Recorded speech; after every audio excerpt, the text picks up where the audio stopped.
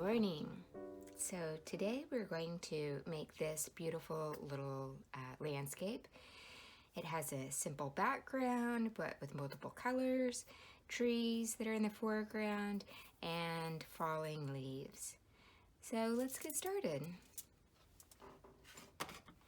We are going to be using red and yellow and blue, our primary acrylics. We will also use black, and we will also use white. We will use two brushes, the flat brush large and the flat brush that is our medium. And we'll need some water for rinsing, some paper towels, a palette, which is going to be our plate, and a piece of our mixed media paper. Okay. So we're going to set up our palette the same way that we would set up a color wheel. So we're going to put yellow at the top, and you just need about an area of yellow that's about half the size of the top of your lid. You can always add more. We're going to put red in the bottom right. Again, about half the size of the lid. You can always add more. Blue in the bottom left, just like a color wheel.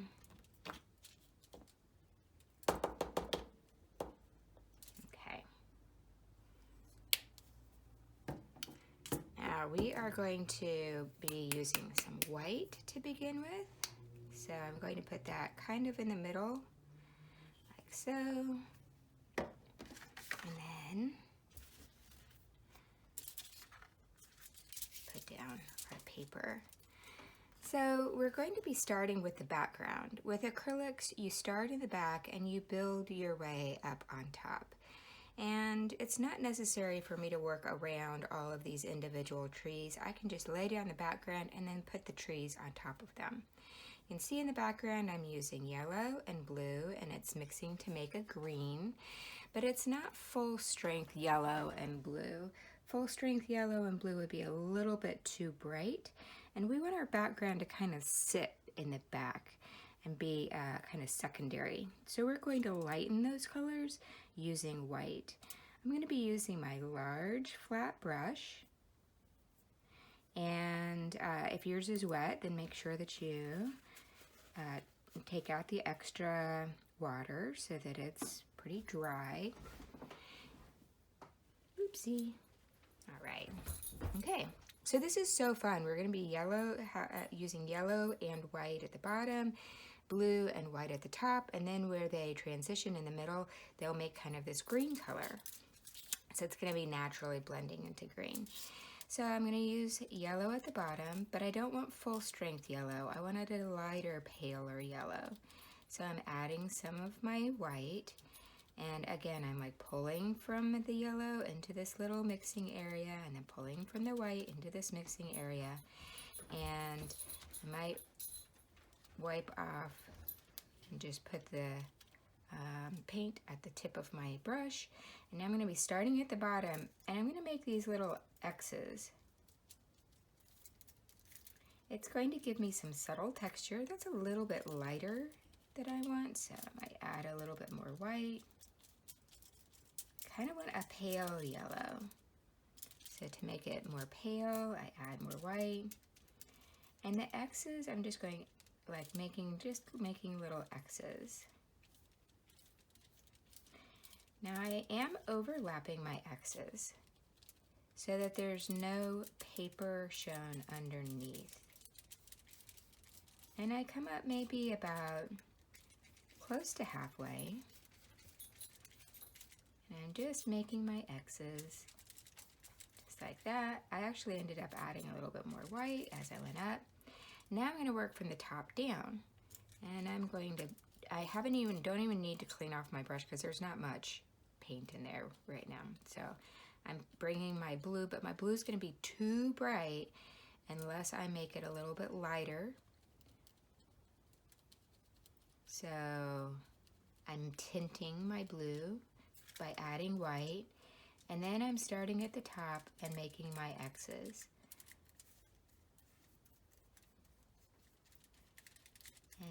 And You can see where I had a little bit of leftover blue in my brush before, or rather a little bit leftover yellow, and that's fine.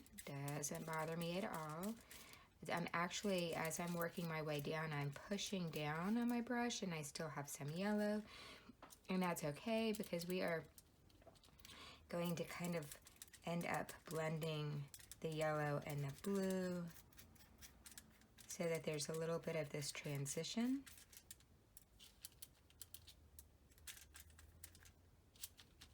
I pick up some of that yellow, and it looks like I ran out of white. I don't want to get too bright. I really want this to be kind of a light background. So my goal is just to kind of work a little bit of the blue-ish into my yellow, and then a little bit of the yellow-ish into my blue. So you can kind of just play around, making your little X's.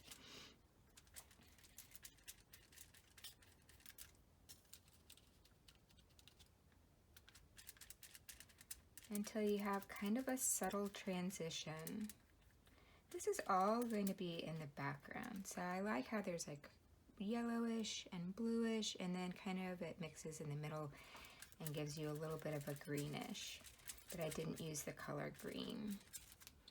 So that is my background. Since I didn't use any water and I didn't glob on the paint, it's kind of already starting to dry, which works just fine for me. I am going to wipe off my extra paint on my paper towel, and then I'm going to make the trees. Now the trees are going to start with the trunk. And for our tree trunk color, we're going to be using black. So, give myself a little bit of black. It's not going to take very much. Black is really strong, and we're just not doing a lot of tree trunks, just a few. Make sure that you can see what I'm doing. See? Here we go.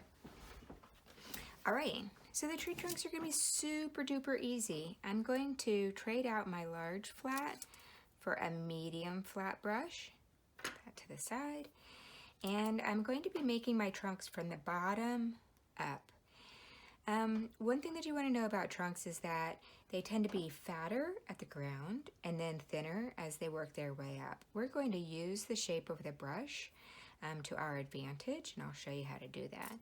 So I'm just picking up some black. Remember that it's the paint that's at the tip of your brush that goes on your paper. So don't feel like you have to glob it all the way up onto your ferrule.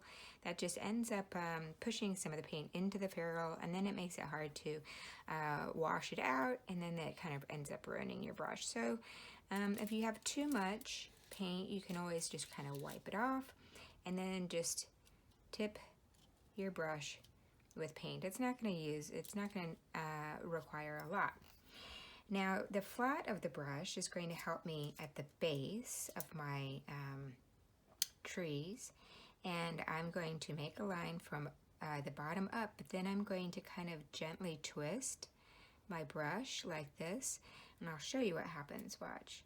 If you start at the bottom and you're just going slow, and then you start to twist your brush, then as you go higher, then your trunk becomes thinner. You can go all the way to the top. So I'm going to do that again. And I'm going to twist my brush as it goes up. You can see how I ran out of paint there a little bit. I might actually pick up a little bit of my blue with the black, just so it's just not, so it's, I don't know, a little something. And if you think you need to, start from the top and come back down. That's fine. Your goal is to try to get a tree trunk which is thinner at the bottom. And did I say thinner? Sometimes You have to know what I mean and not what I say. Thicker at the bottom and thinner at the top. So if you feel like you need to come back here, add that. Now we're not gonna get into, just gonna add a little bit of blue because I like the idea of that into my black. And maybe there's one that's over here. Okay. Now we're not going to get into branches. These are just really tall trees, so the branches actually start up above where our painting is. Now we do want these trees to look like they're in the foreground because they're really dark. So if there were trees that were in the background, they would be lighter. And so I'm going to use my black and my blue, but I'm going to add white in there because as an object is further away, you have to look through the atmosphere to see that object. So we do, as artists, there's this trick, and you basically make it less value, lighter in value. So if it's still another tree trunk just like this, but it's further in the distance, then it's basically our black, but it's a lighter version of that, which means that it's gray. The other trick is that if the width of the trees are this wide, close up, then as objects go further away in the distance, they become smaller, which means more narrow in this case. So instead of making my tree trunks that are further away with the flat of my brush, I'm going to turn it on its side. And I'm going to go just up like that, and then I'm picking up my trunk or my brush so that my trunk is thinner. So that's going to help look like it's further in the distance. Maybe I'll do this other trick where you can take this and maybe one of these trees is kind of going off to the side. It's kind of something like that.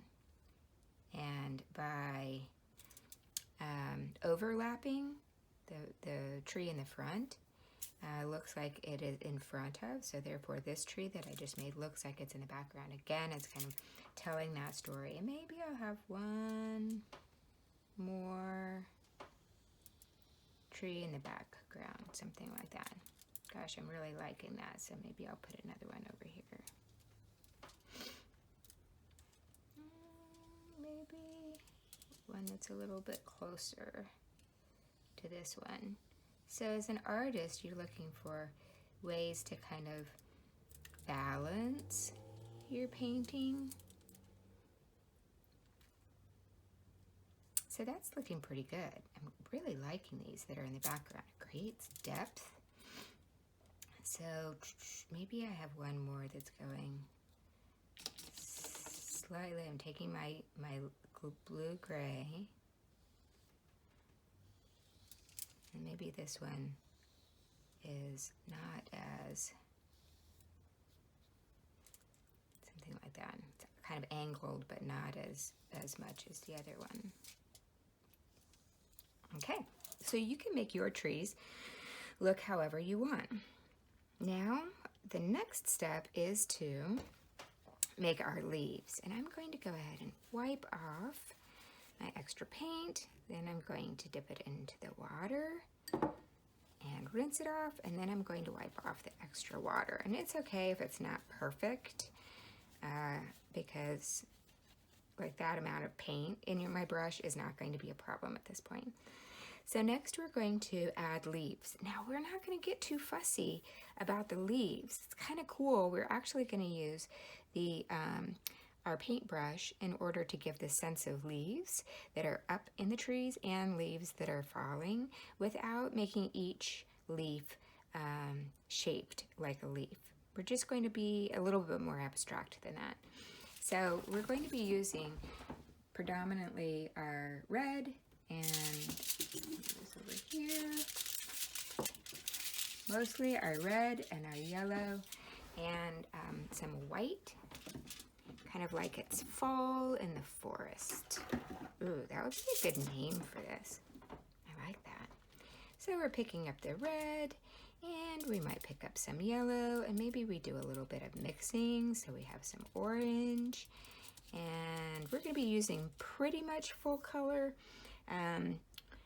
As far as the hue goes, pretty much fully saturated red and yellow, mixed orange and white. So we're going to do that.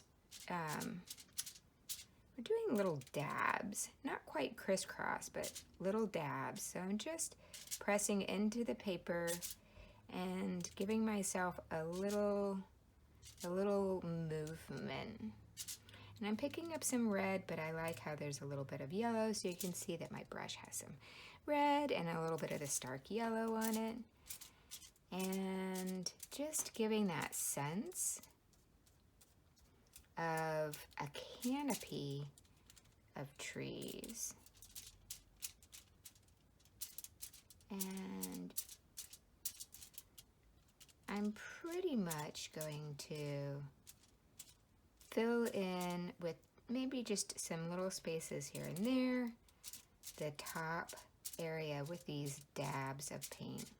And even where the black gets picked up a little bit for my trees, I don't really mind that. Now, as I work my way down, I just picked up some white. You can kind of make yours however you'd like. That white is going to pull those leaves forward. So maybe there's a little cluster of white in here, maybe a little cluster of white in here. We don't want it to look like polka dots, so I'm kind of trying to think about clusters of leaves. And then we're going to work our way down, and I'm using smaller smudges with more space in between. So most of the top is pretty much solid-ish with leaves, almost like a full canopy. Ooh, I like how that worked out, that kind of bright yellow and orange in there. A little bit of that. That's a nice thing. And then I'm just going to work my way down, but lots of space in between my leaves that are falling.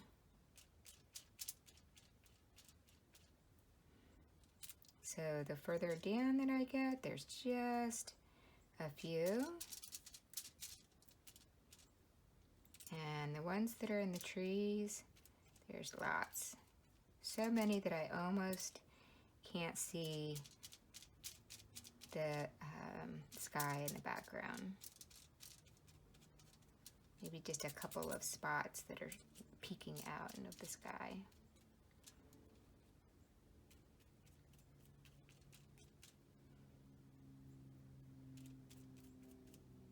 I really like for my edges to be pretty solid, but because you're kind of dabbing with different amounts of yellow and orange and white, then this texture up here should be really interesting to look at, and then nice open just moments where those leaves are kind of caught in motion.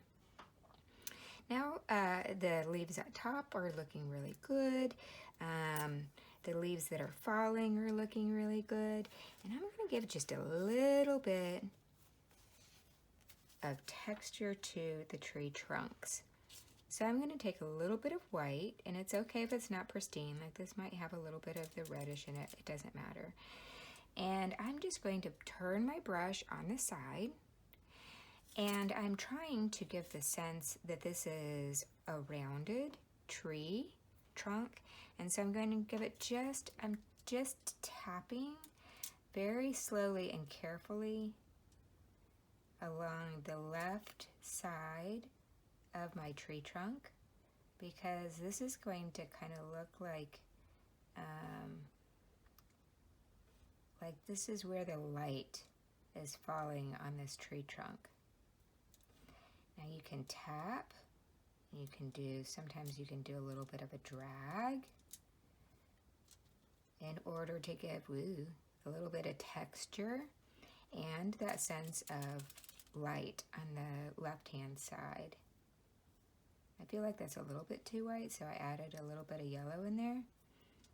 And again, we're going to be careful so that it kind of goes up between our leaves. Tap. You really want to go slow so that it is definitely tapping on the edge of that tree trunk.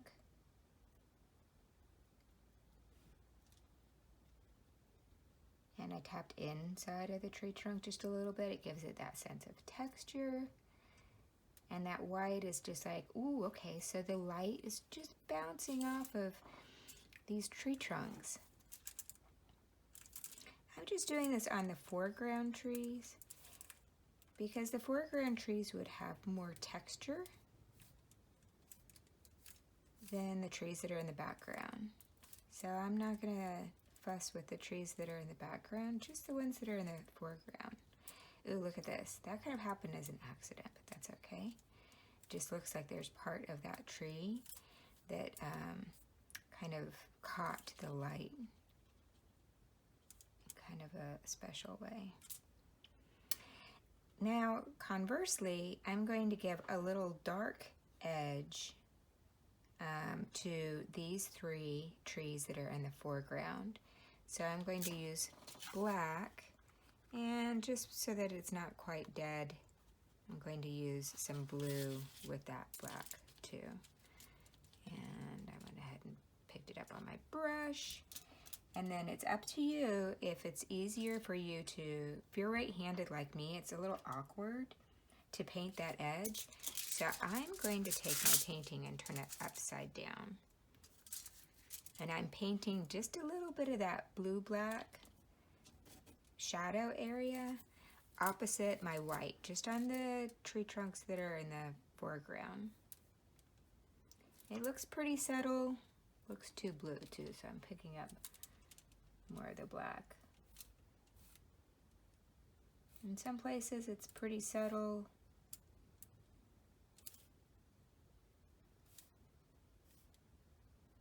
But I think it might just help give just a little bit of something. A little definition. You really do want to go slow on this because the shape of your tree is really super important. And if you get to going too fast, then you'll lose that edge. And it looks less like a tree. Working my way around the leaves. So if there's a leaf that fell in front of my tree trunk, then I'm not going to paint over it. And this is where it works really well. Where my black tree was kind of grayish, my black edge really looks good. Okay, let's turn this around and see what we think. Pretty good. I'm happy with that. All right, guys, I hope you had a great time, and I hope that you're happy with your painting. Thanks.